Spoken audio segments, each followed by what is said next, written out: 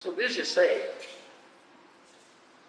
service rendered to the Supreme Lord knowingly or unknowingly never goes away. So many examples. These are jnana sukruti, knowing, unknowingly doing. Three types of sukruti are there. Karmukhi sukruti, jnanamukhi sukruti, bhakti-mukhi sukruti. You understand? Three types of sukruti are there. In Harnam Chintamani this has been said. Out of three types of sukruti, bhakti-mukhi sukruti is best type of sukruti.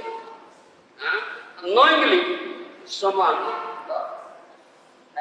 gets a sukruti, what it gets, it develops attraction towards sadhu. It develops bhakti. Bhaktir mukhi sahi sukruti pradhan.